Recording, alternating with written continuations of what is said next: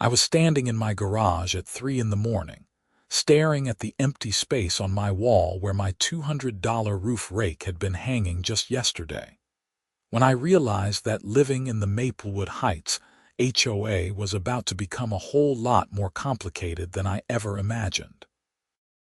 My name is Owen Vaughn, and I had moved to this supposedly peaceful suburban neighborhood in Naperville, Illinois, about 8 months ago. The house was perfect, a 3-bedroom ranch with a decent yard, and the community looked well maintained. What I didn't realize was that the HOA president, a woman named Brenda Hutchins, would become the bane of my existence within weeks of my arrival. Brenda was exactly what you would picture when someone says the words HOA Karen.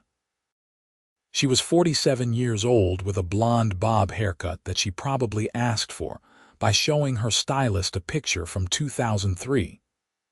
She wore pastel cardigans in every color imaginable and had this habit of pursing her lips whenever she disagreed with something, which was often. Her voice had this nasally quality that made every sentence sound like a complaint, even when she was supposedly being pleasant. The trouble started small. First, she left a note on my door saying my mailbox was the wrong shade of black. Then she complained that I had put my garbage bins out 12 hours before collection time instead of the mandated 6 hours. After that, it was my lawn being a 1/4 inch too tall, my doormat being too large, and my holiday decorations going up 2 days before the approved date. But this was different. This was actual theft. The roof rake was a specialty item I had purchased specifically for the heavy Illinois winters. It was a 21-foot extendable aluminum rake with a special roller bar designed to remove snow from your roof without damaging the shingles. After the previous winter, when I had watched my neighbor's roof develop an ice dam that caused thousands of dollars in damage, I decided to invest in the proper equipment. The rake was bright orange with reflective strips, and I had taken an extra step that would prove crucial. I had hidden a small GPS tracker inside the handle. I'm a software engineer for a logistics company, and we had been testing various tracking devices for shipping containers.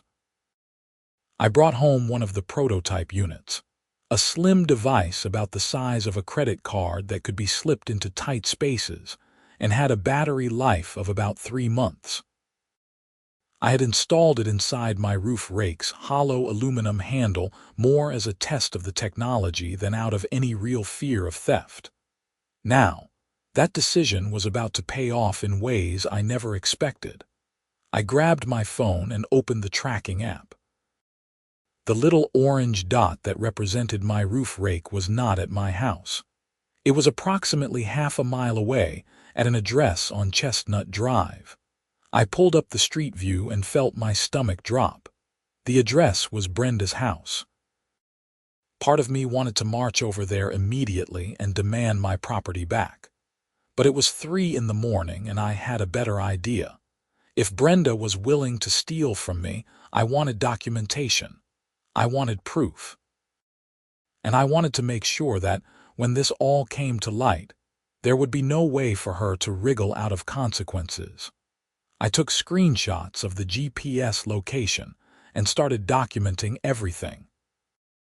I went through my garage and took photos of the empty space where the rake had been, the hooks that were still mounted to the wall, and the receipt I had saved from the purchase. Then I checked my security camera footage. I had installed a simple camera system when I moved in, nothing fancy, just a couple of wireless cameras covering the front door and driveway. I hadn't bothered with the garage because it seemed like overkill. Now I was kicking myself for that oversight. However, my driveway camera had a wide enough angle that it caught the side door to my garage. I scrolled back through the footage from the previous day. At 2:15 in the afternoon, while I had been at work, a figure appeared on screen. Even with the resolution being what it was, I could clearly make out Brenda's distinctive blonde bob and the lavender cardigan she had been wearing. She looked around nervously, then tried the side door to my garage. I felt my jaw clench as I watched her pull out a key and unlock the door. A key. She had somehow gotten a key to my garage. She disappeared from the camera's view for about 4 minutes, then reappeared carrying my bright orange roof rake. She walked quickly to a white SUV parked on the street, loaded the rake into the back, and drove away. I saved the footage to 3 different locations, including uploading it to my cloud storage. Then I sat back and tried to figure out my next move. The smart thing would be to call the police right away. I had video evidence of the theft, GPS tracking showing where my property currently was, and a clear identification of the suspect. But I also knew how these things could go in suburban neighborhoods. Brenda had been the HOA president for 6 years. She probably knew half the police force from neighborhood watch meetings and community events. There was a chance, however small, that this could get swept under the rug as a misunderstanding between neighbors. I decided to wait until morning and gather even more evidence. I wanted this to be airtight. At 6 in the morning, I checked the GPS tracker again. The roof rake was still at Brenda's house. I got ready for work but called in to take a personal day. This was too important. At 8 in the morning, I called the Naperville Police Department's non-emergency line and explained the situation. The dispatcher sounded skeptical at first, probably used to neighbor disputes being more about noise complaints than actual theft. But when I mentioned I had video footage and GPS tracking, her tone became more professional. "An officer will be out to take your statement within the hour," she said. Officer Mike Parsons arrived at 8:45. He was a stocky guy in his mid-30s with a buzz cut and a no-nonsense demeanor. I showed him everything: the video footage, the GPS tracking app with the real-time location, the photos of my garage, and the receipt for the roof rake. "This is pretty cut and dry," he said, watching the video for the 3rd time. "She's got a key to your garage, apparently. I have no idea how she got it.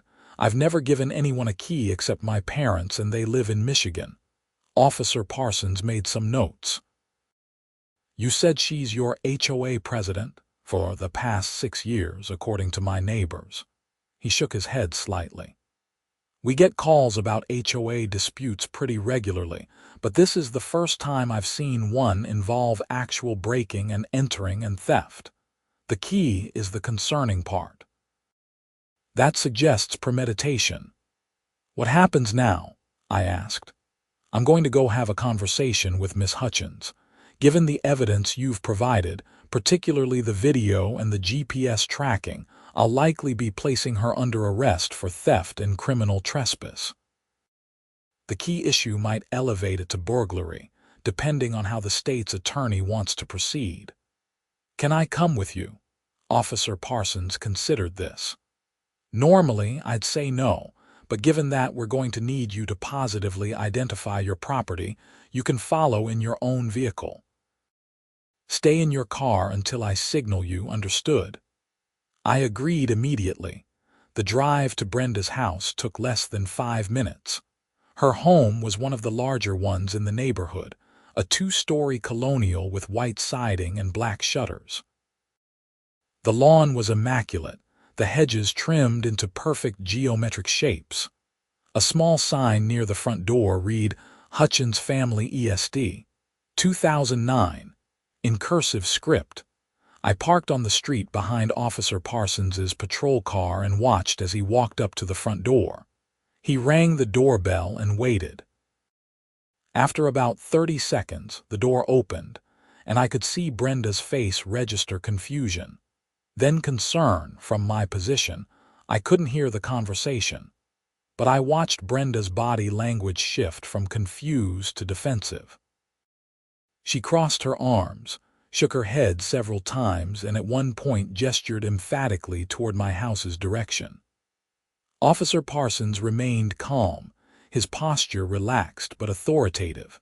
After about 5 minutes of conversation, Officer Parsons gestured toward his patrol car. Brenda's face flushed red and she said something sharp. The officer responded, and I saw him show her something on his phone, probably the video footage I had sent him via email. Brenda's expression changed entirely. The color drained from her face, and she took a step back. Officer Parsons said something else and she nodded slowly, then disappeared into her house. The officer turned and motioned for me to join him. I got out of my car and walked up the driveway. "She's getting the rake," Officer Parsons explained quietly. "She admitted to taking it but claims she had a good reason. We'll see." A moment later, Brenda emerged from her garage carrying my bright orange roof rake. When she saw me, her expression hardened into something ugly. "This is ridiculous," she snapped. "I was going to bring it back." "Is this your property, Mr. Vaughn?" Officer Parsons asked formally. I stepped forward and pointed to a small dent near the handle, a mark from when I had accidentally knocked it against my car door last winter. "Yes, that's mine. You can see the dent here, and if you look inside the handle, there's a GPS tracker that I installed. The serial number on the tracker is registered to me." Officer Parsons took the rake and examined it. "Miss Hutchins, can you explain how you obtained a key to Mr. Vaughn's garage?" Brenda's mouth opened and closed. "I am the HOA president. I have the right to ensure that community standards are being maintained." "That doesn't answer my question. How did you obtain a key to his private garage?" "The previous owners left a spare key with me in case of emergencies. It's common practice in this neighborhood." I felt a surge of anger. "Did you inform me that you had a key to my property when I moved in?" Brenda lifted her chin defiantly. "It's in the HOA bylaws that the president maintains emergency access to all properties." "Madam, I've read those bylaws," Officer Parsons interjected. "There's no such provision. And even if there were, using a key to enter someone's property without permission and removing items constitutes criminal trespass and theft. I'm going to need you to come with me to the station." "This is absurd." Brenda's voice rose to a near shriek. "I took the rake because he was violating community standards. It was being stored improperly. The orange color is an eyesore." "The rake was inside my closed garage," I said, trying to keep my voice level. "How could it possibly be an eyesore? I saw it when your garage door was open. That color violates our aesthetic guidelines." Officer Parsons held up a hand. "Miss Hutchins, you need to stop talking. You're admitting to the crime. I'm placing you under arrest for theft and criminal trespass." "You have the right to remain silent. Anything you say can and will be used against you in a court of law." As he continued reading her Miranda rights, Brenda's face cycled through several emotions: shock, anger, disbelief, and finally something that might have been fear. When he asked her to turn around so he could place her in handcuffs, she actually stamped her foot. "This is harassment. I'm calling my lawyer. I'm calling the mayor. Do you know how much work I do for this community? Madam, you need to comply, or I'll add resisting arrest to the charges." That seemed to get through to her. Brenda turned around stiffly, and Officer Parsons cuffed her wrists behind her back. A few neighbors had started to emerge from their houses, drawn by the commotion. I recognized Tom and Linda Chen from 3 doors down, and Marcus Webb from across the street. They all looked stunned. As Officer Parsons led Brenda to his patrol car, she turned her head toward me. "This isn't over, Owen. You've made a huge mistake. You have no idea what you've done." I didn't respond. I just watched as she was placed in the back of the police car, still protesting loudly enough that I could hear her muffled voice through the closed doors. Officer Parsons walked back to me and handed over my roof rake. You'll need to come down to the station later today to make a formal statement. I have your contact information from earlier. Expect a call from a detective within a few hours." "What happens now?" I asked. "She'll be processed, arraigned, and a judge will set bail. Given that this is a first offense and non-violent, she'll probably be released on her own recognizance or a small bail amount. But she's definitely being charged. The video evidence alone is damning, and the fact that she admitted to it makes this about as open and shut as cases get." After Officer Parsons left with Brenda in his patrol car, I stood in my driveway holding my roof rake, feeling a strange mix of vindication and disbelief. The neighbors who had witnessed the arrest were starting to gather in small groups, whispering and glancing in my direction. Tom Chen approached me first. He was in his early 50s, an accountant who worked from home most days. "Owen, what just happened? Did Brenda really get arrested?" "She stole my roof rake from my garage," I said simply. "I had video footage and GPS tracking proving it was her." Tom's eyes widened. "You're kidding. Why would she steal your roof rake?" According to her, the orange color violated aesthetic guidelines. "She apparently has had a key to my garage that the previous owners left with her, and she used it to break in while I was at work yesterday." Linda Chen had joined her husband, and she looked horrified. "That's insane. We knew Brenda could be a bit much with the HOA rules, but breaking into your house." Marcus Webb, a retired firefighter with a white mustache and a direct manner, walked over and clapped me on the shoulder. "Good for you for pressing charges. Brenda has been drunk on power for years. Last summer, she tried to fine me $500 because my grandkids drew on my driveway with sidewalk chalk. Said it was graffiti. I told her where she could stick her fine."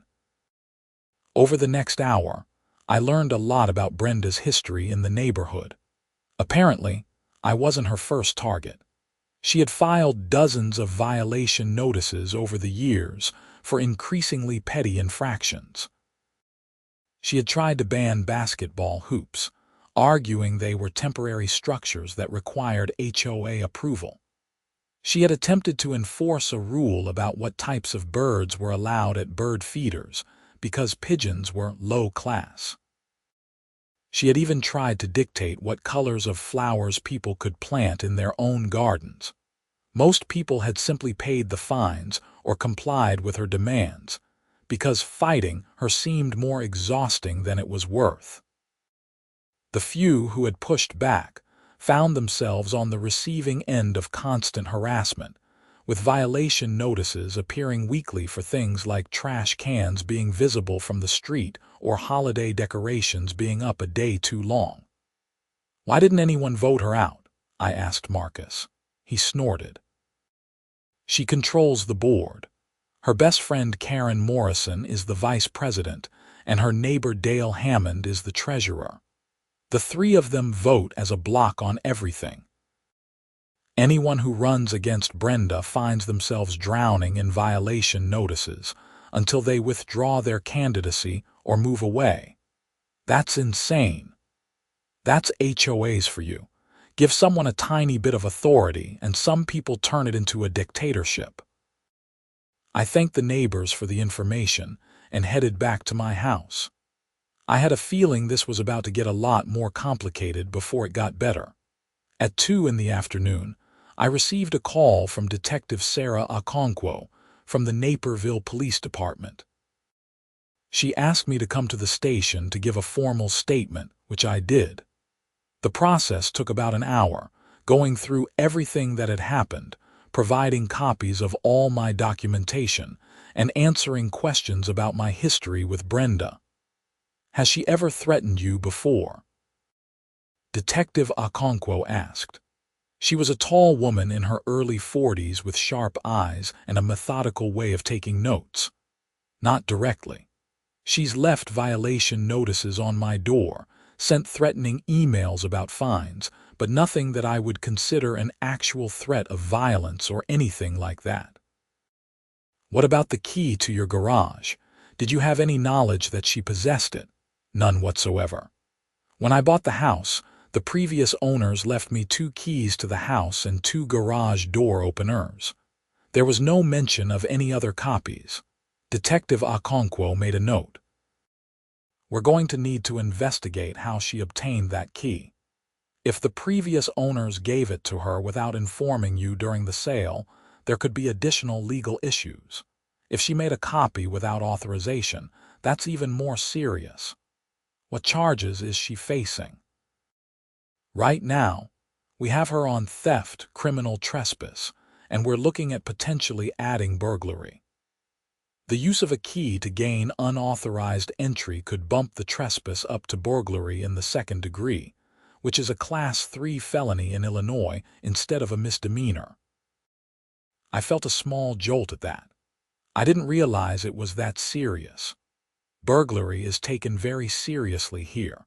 The law doesn't distinguish much between breaking a window and using an unauthorized key.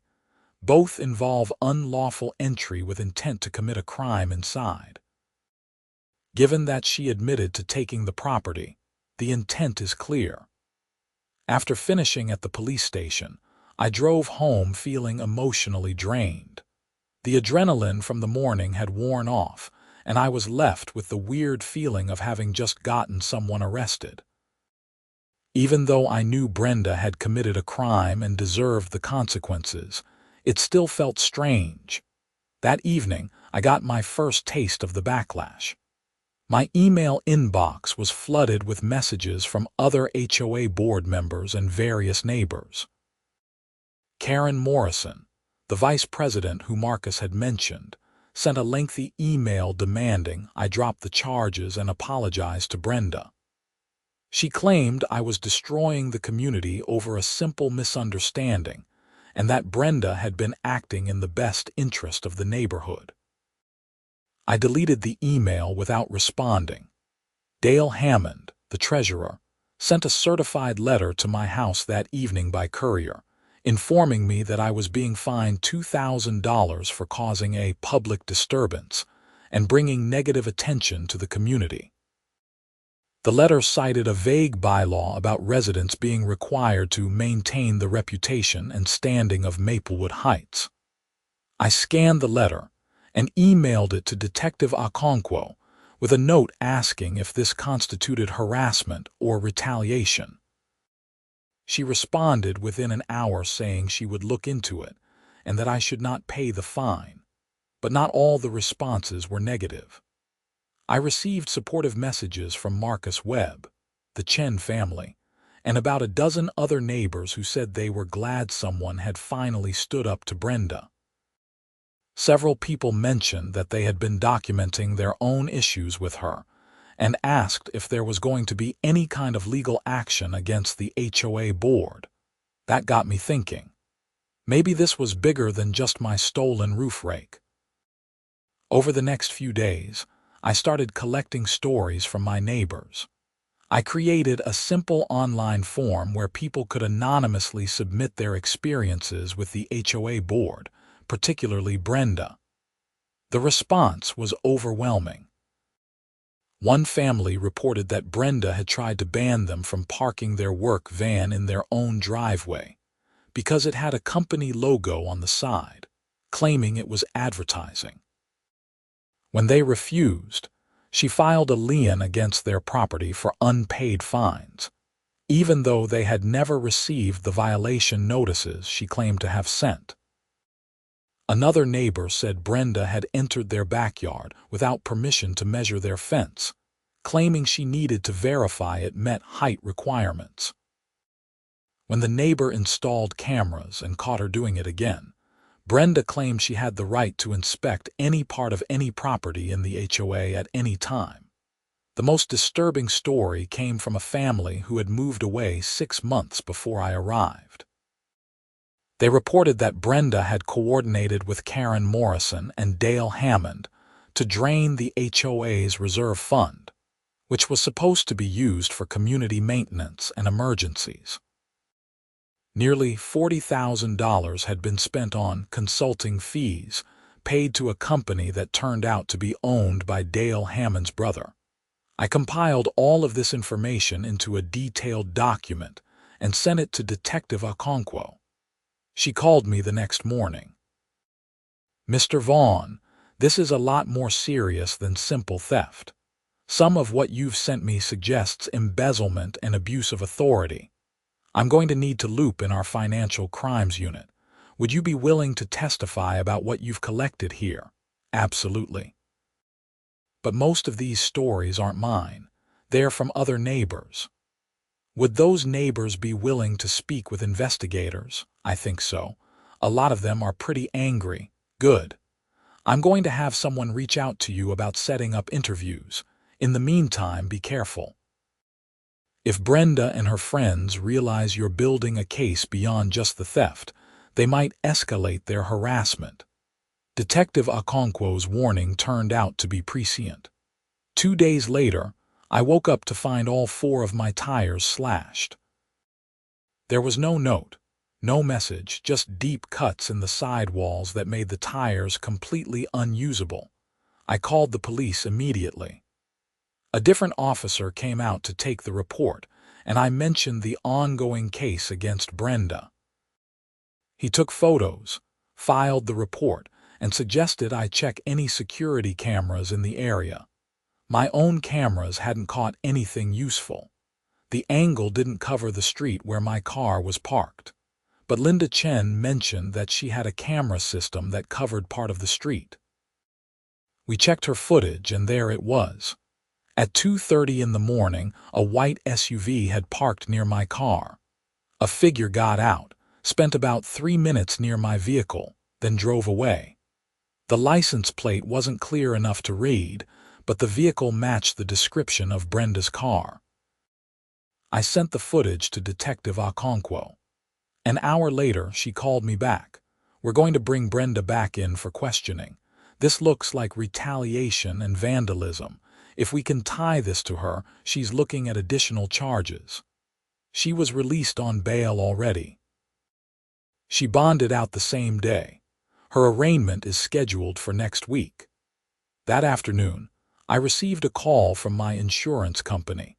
Someone had filed a complaint claiming I had intentionally damaged my own tires to frame Brenda Hutchins. The claim included photos of my car and a detailed statement about how I was conducting a vendetta against an upstanding community leader. I explained the situation to the insurance adjuster, provided the police report number, and sent over the security footage from Linda's camera. The adjuster sighed and said this was one of the strangest cases she had handled, but that my claim would be processed normally.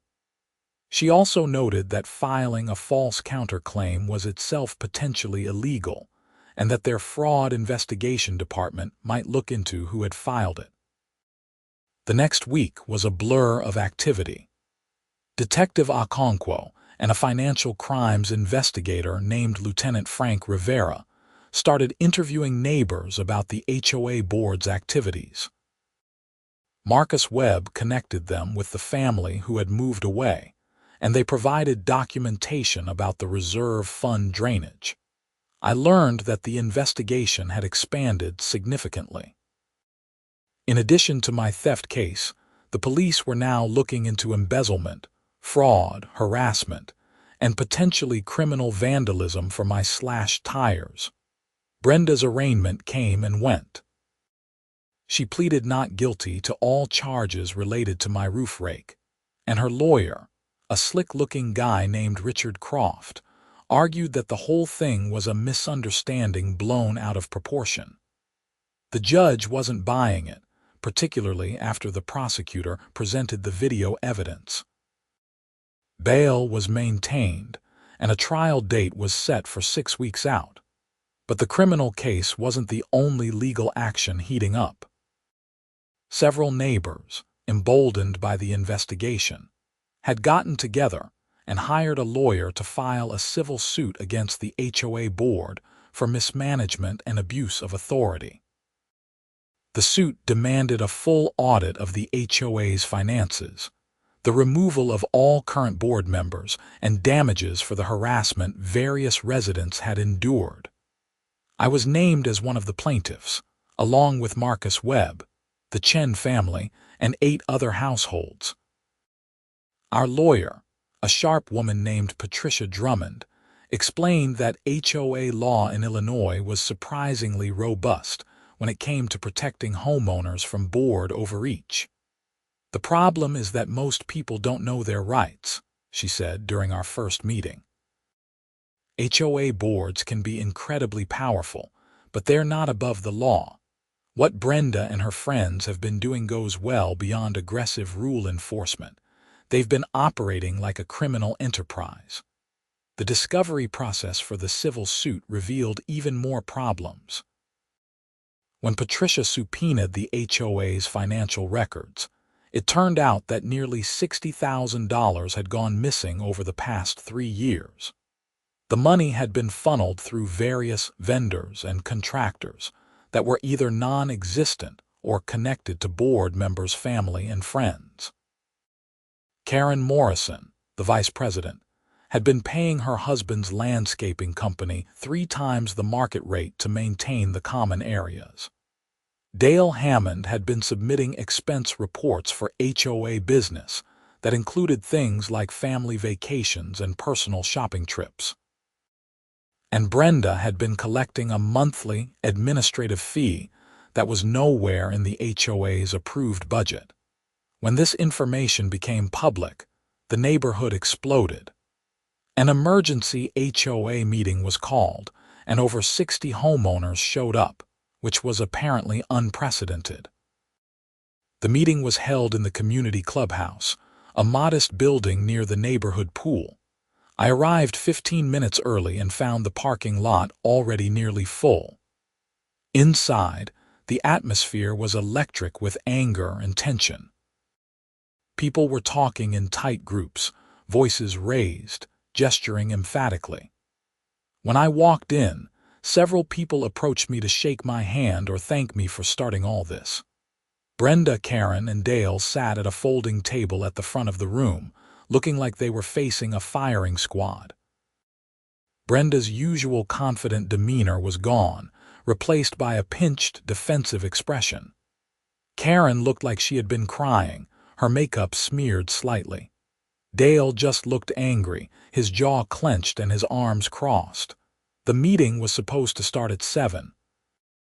By 7:15, people were still filing in, and folding chairs were being added to accommodate everyone. Finally, at 7:20, Brenda stood up and called the meeting to order by banging a gavel on the table. "I want to start by saying that the rumors and accusations being spread about this board are completely false," she began, her voice tight. "We have always acted in the best interest of this community, and the recent legal actions are nothing more than a witch hunt led by troublemakers who don't appreciate the work we do." The room erupted in shouts.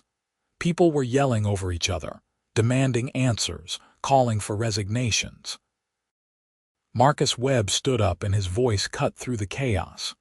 "Brenda, you were arrested for stealing from Owen's garage. There's video evidence. How is that a rumor?" Brenda's face flushed. "That was a misunderstanding that's being resolved through the legal system. I don't appreciate being ambushed in what's supposed to be a civil meeting." "Civil?" Tom Chen stood up next. "You tried to fine my family $2,000 because our daughter's birthday decorations stayed up an extra day. You've been terrorizing this neighborhood for years." More people stood up, sharing their stories. The meeting devolved into a chaotic town hall where resident after resident detailed their negative experiences with the board. One elderly woman tearfully described how Brenda had threatened to put a lien on her house because her grass had brown patches during a drought. A young couple talked about being harassed for having a small pride flag in their window. Through it all, Brenda, Karen, and Dale sat at their table, looking increasingly cornered. Brenda tried several times to regain control of the meeting, but she was shouted down each time. Finally, Patricia Drummond, who had been sitting quietly in the back, stood up and addressed the room. "If I may, I'm representing several residents in a civil suit against the HOA board. I want everyone here to know that you have rights. The board cannot fine you without due process. They cannot enter your property without permission, and they absolutely cannot steal from you or misuse HOA funds. If you've experienced any of these things, I encourage you to document it and reach out to my office." She handed out business cards to several people nearby, and the information spread through the room like wildfire. Brenda finally lost her composure. She stood up abruptly, her chair scraping loudly against the floor. "This is ridiculous. I have dedicated 6 years of my life to this community. I have made personal sacrifices to keep this neighborhood beautiful and maintain property values, and this is the thanks I get. You're all ungrateful." "You stole $60,000, someone shouted from the back. "That's a lie. Those were legitimate expenses. Your administrative fee isn't in the budget. I deserve to be compensated for my time." The argument went in circles for another 30 minutes, until someone finally made a motion to hold an immediate vote of no confidence in the current board. The motion was seconded, and despite Brenda's protests that it wasn't proper procedure, the vote was held. By a show of hands, over 50 residents voted in favor of removing the entire board. Only 3 people, all friends of the board members, voted against it. Brenda refused to accept the results, claiming the vote was invalid, but it didn't matter. The momentum had shifted irreversibly. Over the next few days, an interim board was formed by volunteer residents who immediately suspended all fines and violation notices, pending a full review of HOA policies. The criminal case against Brenda moved forward. The tire slashing investigation had resulted in additional charges after police found receipts in her credit card records for a knife purchased at a hardware store the day before my tires were slashed. Security footage from the store showed her buying the knife, and when police executed a search warrant on her home, they found the knife in her garage with rubber residue on the blade that matched my tires. Her lawyer tried to argue that this was all circumstantial, but combined with the video of her car near mine at the time of the vandalism, it was enough for the prosecutor to add criminal damage to property and intimidation charges. The trial began on a cold Tuesday morning in March. I sat in the gallery with several other neighbors who had been subpoenaed as witnesses or who just wanted to watch. The courtroom was modern and sterile, all blonde wood and gray carpet. Brenda sat at the defense table in a conservative navy suit, her hair pulled back in a tight bun. She looked smaller somehow, diminished from the commanding presence she had tried to project during HOA meetings. The prosecutor, an assistant state's attorney named James Kowalski, laid out the case methodically. He showed the video of Brenda entering my garage and taking the roof rake. He presented the GPS tracking data showing the rake at her house. He showed the security footage from Linda Chen's camera of the tire slashing incident. He presented the receipts and the knife found in her garage. I was called to testify on the second day. I walked through everything that had happened, from the first petty violation notices to discovering my roof rake missing to finding it at Brenda's house via GPS. The defense attorney tried to rattle me during cross-examination, suggesting I had staged everything to get revenge on Brenda for legitimate HOA enforcement actions. "Isn't it true, Mr. Vaughn, that you received multiple violation notices for legitimate infractions?" Richard Croft asked, pacing in front of the witness box. "I received notices for things like my mailbox being the wrong shade of black and my garbage cans being out too early. I wouldn't call those legitimate concerns." But they were violations of HOA rules you agreed to when you purchased your home, correct? I agreed to follow reasonable rules. I don't think having someone break into my garage and steal my property is a reasonable enforcement method. You claim my client broke in, but she had a key. That suggests permission, doesn't it? I never gave her permission to have a key or to enter my property. If someone uses a key I didn't authorize them to have, that's still breaking in. The prosecutor objected, and there was a brief sidebar. When the cross-examination continued, Croft tried a different angle. Mr. Vaughn, isn't it true that you planted a GPS tracker in your roof rake specifically to entrap my client? No. I installed the tracker as a test of the technology. I had no reason to believe anyone would steal it from inside my locked garage. But you did believe someone would steal it, or you wouldn't have installed the tracker. I installed it because I work in logistics and we were testing tracking devices. It was convenient to put one in something I owned. I also have trackers in my car and my laptop bag. Does that mean I'm trying to entrap people into stealing those too?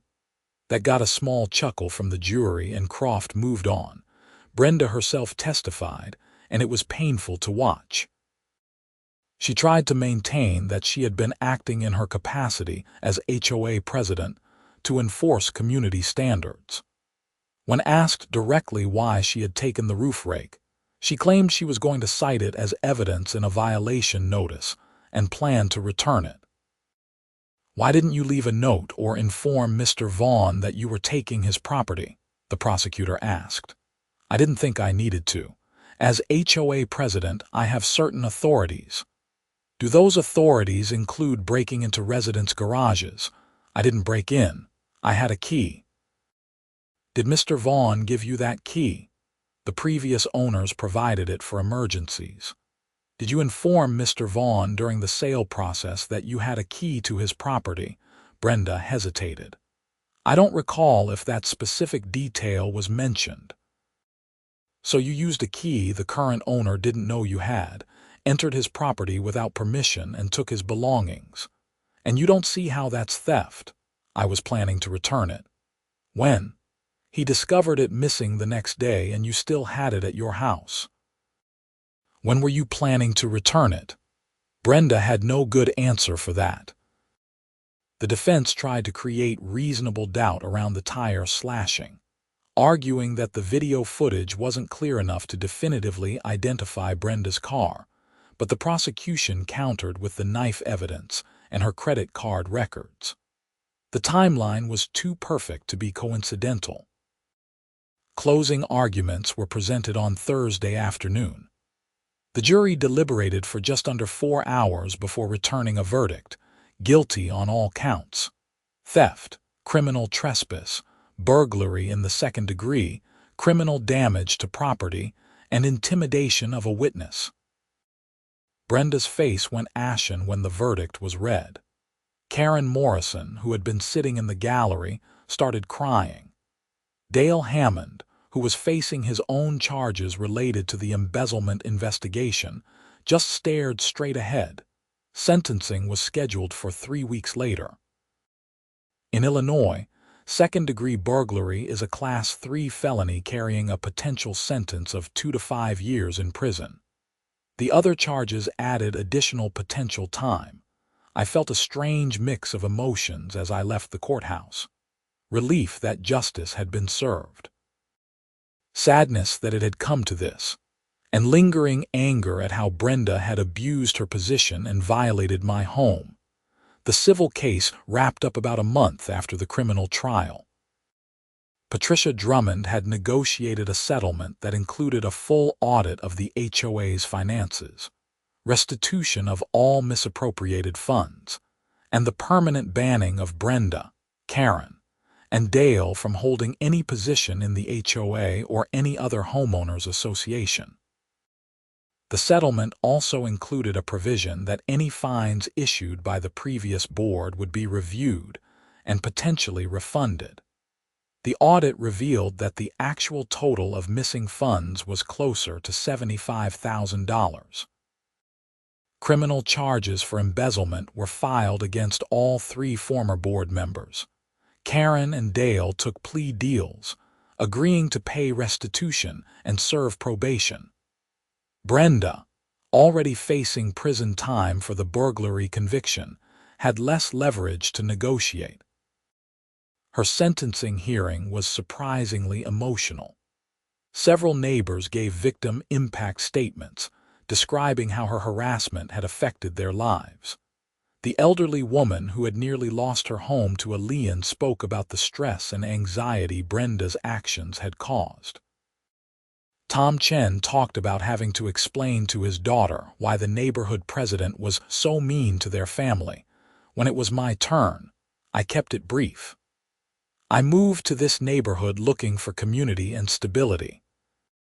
Instead, I found someone who treated her neighbors like enemies to be controlled and punished. Brenda Hutchins violated my home, stole my property, and then tried to intimidate me into silence. I hope the court sends a message that this kind of abuse of authority won't be tolerated. The judge, a stern woman in her 60s named Judge Elizabeth Morrison, clearly took the matter seriously. In her remarks before sentencing, she noted that HOA board members hold positions of trust and that Brenda had catastrophically violated that trust. Miss Hutchins, you had the opportunity to be a leader in your community. Instead, you became a petty tyrant. You stole from a neighbor. You vandalized his property in retaliation. You misused community funds for personal gain. And throughout these proceedings, you've shown no genuine remorse or understanding of the harm you've caused. Judge Morrison sentenced Brenda to 3 years in prison for the burglary conviction, with additional concurrent sentences for the other charges. With good behavior, she would likely serve about 2 years.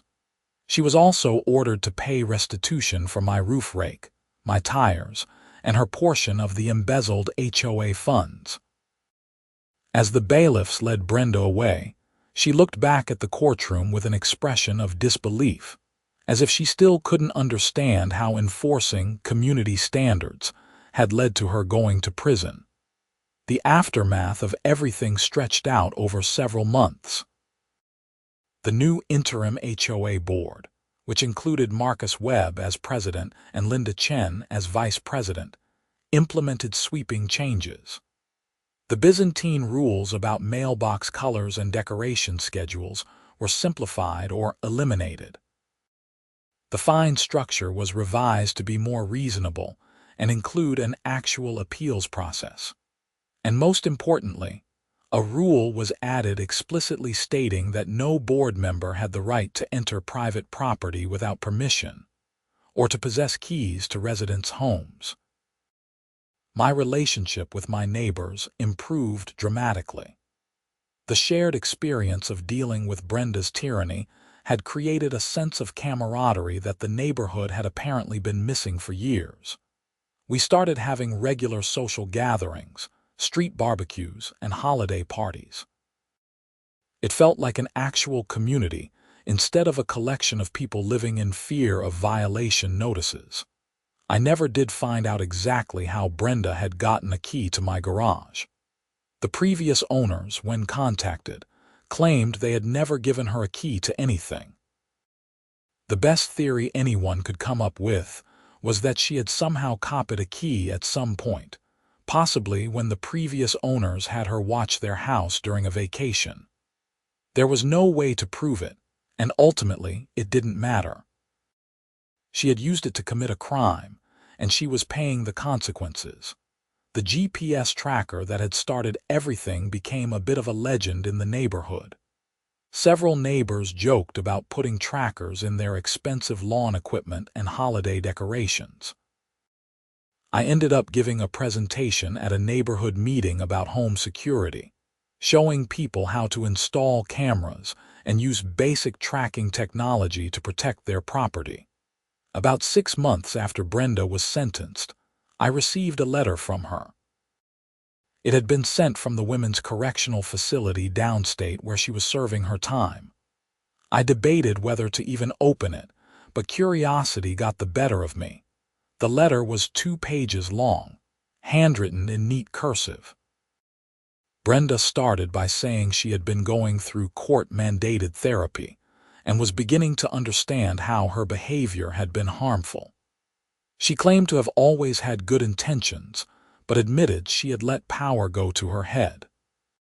She apologized for stealing my roof rake, slashing my tires, and for the harassment I had endured.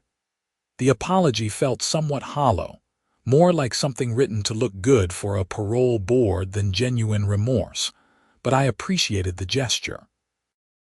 I wrote a brief response acknowledging her letter and wishing her well in her rehabilitation. I didn't forgive her exactly, but I also didn't see any point in holding on to anger. Life in Maplewood Heights continued to improve. Property values actually increased once word got out about the old board being removed and the new, reasonable management in place. People who had been considering moving decided to stay. A few new families moved in, attracted by the community's reputation for neighbor solidarity. The incident became a cautionary tale that spread beyond our neighborhood. Patricia Drummond used the case in seminars she gave about HOA law. Local news outlets did follow-up stories about HOA reform in Illinois. There was even talk of new state legislation to increase oversight of homeowner associations and create better protections for residents. As for my roof rake, it still hangs in my garage, the GPS tracker still hidden in the handle. Every time I look at it, I'm reminded of the bizarre chain of events that transformed my neighborhood. Sometimes I think about what would have happened if I hadn't installed that tracker. Brenda probably would have gotten away with the theft. I might have had no proof, and it would have been my word against hers. The embezzlement might never have been discovered. She would have continued her reign of petty tyranny indefinitely. Instead, a $200 roof rake and a $50 GPS tracker had brought down an entire corrupt HOA board and sent someone to prison. One evening about a year after everything had settled down, I was sitting on my front porch with Marcus Webb, drinking beer and watching the sun set. Kids were riding bikes in the street. Neighbors were out walking dogs. It was the kind of peaceful suburban scene that seemed almost too perfect. "You know," Marcus said, "I've lived here for 15 years. This is the first time it's actually felt like a real neighborhood." Before, everyone was too scared of Brenda to really interact. Now people actually talk to each other. "It's nice," I agreed. "Though I could have done without the whole being stalked and having my property vandalized part." Marcus laughed. "Fair enough, but hey, you're a neighborhood legend now. The guy who took down the HOA tyrant with a tracking device. You should write a book or something." "I don't think anyone would believe it." "Are you kidding? People love stories about crazy HOAs. It's like a suburban horror genre." We sat in comfortable silence for a while, watching Tom and Linda Chen walk past with their dog, waving as they went. "You ever regret pressing charges?" Marcus asked eventually. "I mean, she did go to prison. That's pretty serious." I thought about it for a moment. "No, she committed real crimes. She stole from me, vandalized my property, embezzled from the HOA. If I had let it go, she would have just kept getting worse. Sometimes people need to face real consequences for their actions." That's a good way to look at it. The sun dipped below the horizon, painting the sky in shades of orange and purple. Somewhere down the street, someone was grilling, and the smell of barbecue drifted through the air. A year ago, I had been standing in my garage at 3 a.m, staring at an empty space on my wall and wondering how my life had gotten so complicated. Now, I was sitting on my porch in a neighborhood that finally felt like home, drinking beer with a friend, and watching kids play in the street. The whole experience had taught me a lot about standing up for yourself and about the importance of documentation and evidence. It had shown me that sometimes the most ridiculous situations can become serious legal matters, and it had reminded me that communities are only as good as the people who are willing to fight for them. My phone buzzed with a text from the neighborhood group chat that had formed in the aftermath of everything. Linda Chen was organizing a potluck for the following weekend and wanted to know if I could bring my famous potato salad. I replied that I would and watched as other neighbors chimed in with what they would bring. "You making that potato salad?" Marcus asked, having gotten the same message. "Looks like it." "Good. That stuff is amazing. What's your secret?" "If I told you, it wouldn't be a secret." He laughed and finished his beer. "Fair enough. I should head back. Jennifer wanted me to help her with something in the garden. See you at the potluck?" "I'll be there." After Marcus left, I sat on my porch for a while longer, thinking about everything that had happened. The arrest, the trials, the neighborhood transformation. It all traced back to a simple roof rake and a decision to install a GPS tracker. Sometimes the smallest actions have the biggest consequences. I eventually headed inside, locking my door behind me. My roof rake hung in its proper place in the garage, orange and unmistakable. I had been asked by a few people why I didn't just get a different colored rake to avoid future problems, but I liked the orange. It was visible, practical, and now it had a history. That rake represented standing up to injustice, protecting your property, and refusing to be bullied. Plus, with the new HOA board in place, nobody cared what color my roof rake was anymore.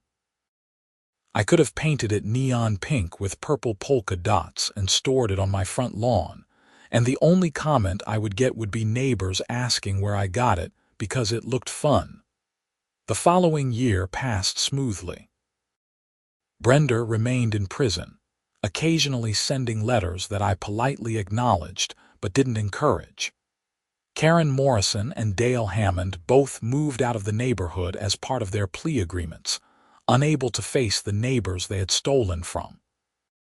New families moved into their houses, and the neighborhood welcomed them properly this time, with gift baskets and offers to help unpack, rather than violation notices and fine threats. The HOA's finances were stabilized after everyone paid a one-time assessment to cover the shortfall from the embezzlement, though most people agreed it was worth it to clean slate and start fresh. The reserve fund was rebuilt, and actual maintenance started being done on common areas that had been neglected, while the old board was funneling money to fake contractors.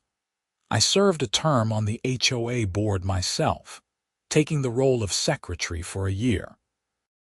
It was eye-opening to see how much work actually went into running a neighborhood association when you did it properly and transparently. We held open meetings, published detailed financial reports, and made decisions by consensus rather than dictatorial decree. It wasn't exciting work, but it was satisfying to be part of building something positive. Eventually, Brenda was released from prison after serving about 22 months of her 3-year sentence. She moved out of state immediately, and I heard through the neighborhood grapevine that she had relocated to Arizona to live with her sister. I hoped she had learned something from the experience, but I also didn't spend much time thinking about her. She was part of my past, a bizarre chapter in my life that had ultimately led to positive change. The roof rake got used every winter, doing exactly what it was designed to do, safely removing snow from my roof. The GPS tracker's battery eventually died, and I never replaced it.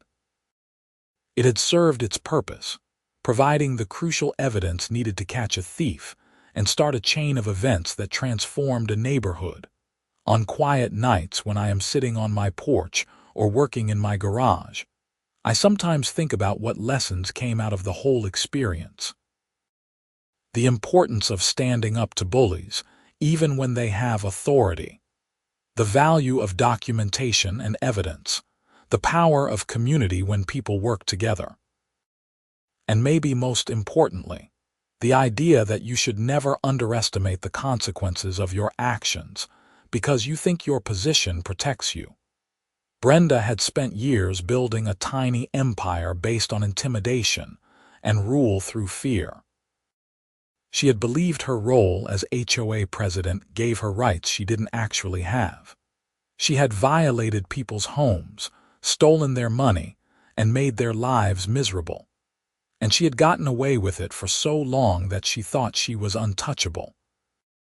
All it took was one person refusing to back down, one piece of modern technology, and one clear piece of video evidence to bring the whole thing crashing down. I never became famous for the story, though it did get mentioned in a few articles about HOA reform. Patricia Drummond used it as a case study, and I gave a few interviews to local news outlets. But mostly, life just went back to normal. A better normal than before, but normal nonetheless. The last I heard about Brenda was that she was working as a receptionist at a medical office in Phoenix, living quietly and staying far away from any homeowners associations. I wished her well in that, genuinely hoping she had found a way to live without needing to control everyone around her. As for me, I continued living in my house in Maplewood Heights, enjoying my reasonable neighbors and my properly maintained roof. The orange roof rake hung in my garage, a silent reminder that sometimes the most ordinary objects can become extraordinary when circumstances demand it. And every time it snowed and I needed to clear my roof, I used that rake and remembered that standing up for yourself is always worth it, even when the cost seems high. The neighborhood thrived under its new management, becoming the kind of place people actually wanted to live rather than the anxiety-inducing nightmare it had been under Brenda's rule. Children played in the streets without their parents worrying about violation notices. Neighbors helped each other without fear of being reported for minor infractions. And the HOA board worked as a service organization rather than a police force.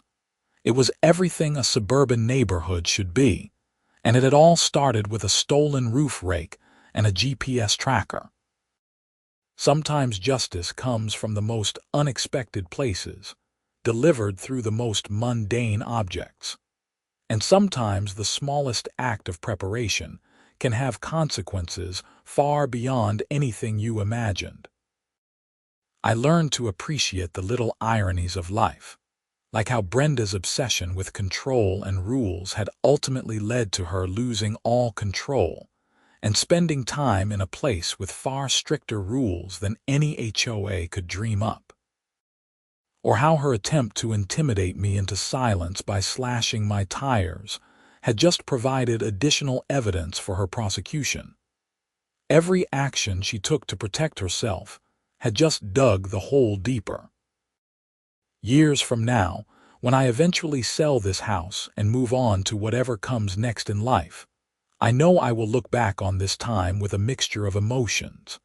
The stress and anger of dealing with Brenda's harassment, the satisfaction of seeing justice served, the warmth of building genuine community with my neighbors, the strange pride in being part of something that made a real difference, even if that difference started with something as simple as a roof rake. But for now, I was content to live in my house, be a good neighbor, and occasionally tell the story of how a GPS tracker and a determined homeowner had taken down a corrupt HOA board. It was a story worth telling, a reminder that ordinary people can stand up to petty tyrants and win. The orange roof rake still hangs in my garage, waiting for the next snowfall, ready to serve its practical purpose while carrying the weight of the history it represents. And every time I look at it, I smile, remembering that sometimes the tools we need to fight injustice are already hanging on our garage walls. We just need to be willing to use them.